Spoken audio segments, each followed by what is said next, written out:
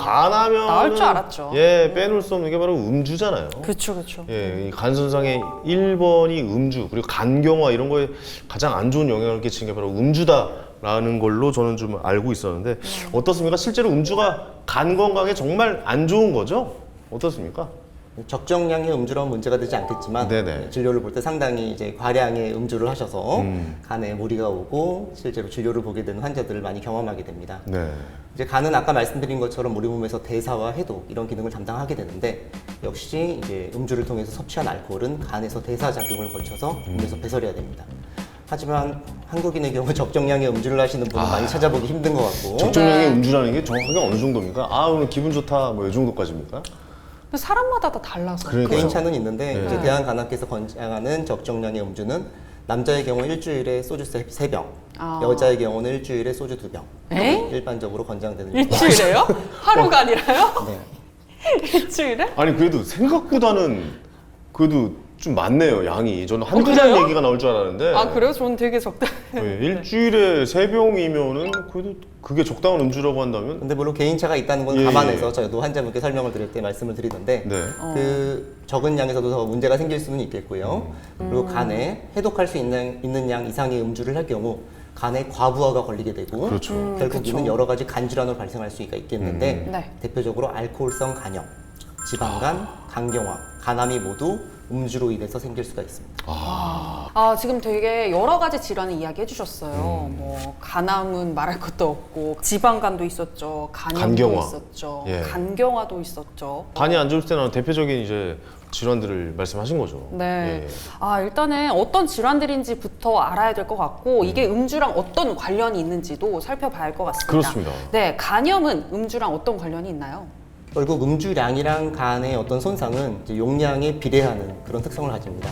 따라서 결국 많이 드시는 분께서 간에서 무리가 가게 되고 네. 앞서 말씀드린 간 질환으로 이어질 확률이 높게 되는데 네. 그 기간이 길수록 결국 더 이제 심각한 진행 단계인 간염, 지방간, 간경화, 간암으로 진행할 확률이 높다고 얘기하겠습니다.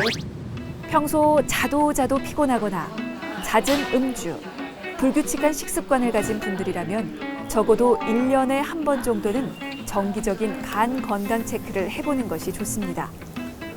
근데 병원 어떻게 찾아오시게 되는 건가요? 일단 한 일주일에 한 번 정도는 술을 마셨는데 좀 요즘 들어 속이 좀 쓰리고 해가지고 좀 찾아오게 되었습니다. 아무런 신호 없이 악화되는 간. 어떤 방법을 통해 건강을 파악해 볼 수 있을까요? 간 기능을 알아볼 수 있는 방법 첫 번째. 혈액 검사를 통한 간 수치 검사입니다. 간 수치 정상 범위는 간 건강의 바로미터이기 때문이죠. 혈액 검사를 통해 나온 간 수치가 높게 나온다면 간에 이상이 있음을 눈치챌 수 있는데요.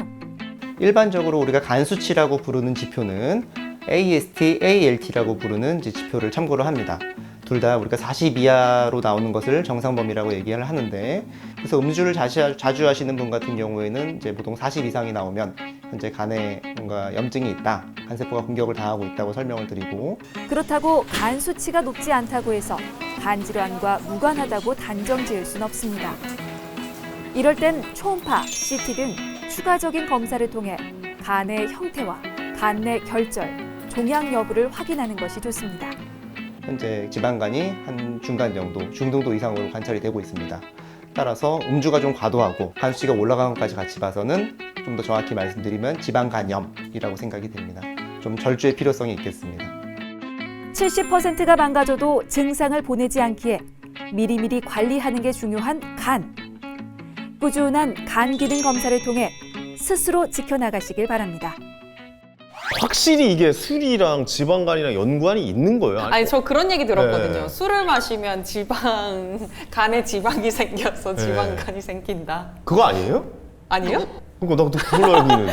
아니, 간에 근데- 지방이 생긴 게 지방간이겠죠? 예, 예. 아, 네. 간이 살쪘다 뭐 이렇게 표현하는 거 아닙니까? 술을 먹으면 많이 먹으면 살이 찌잖아요. 네. 네네. 그쵸. 간도 그렇게 생각하시면 되고 아. 지방간이 알코올성 지방간과 비알코올성 지방간이 있는데 지금 2대 8 정도로 우리나라 사람들이 그런 종류의 지방간을 앓고 있거든요. 근데 이게 굉장히 심각한 게 250% 정도가 증가를 했다고 해요, 최근에.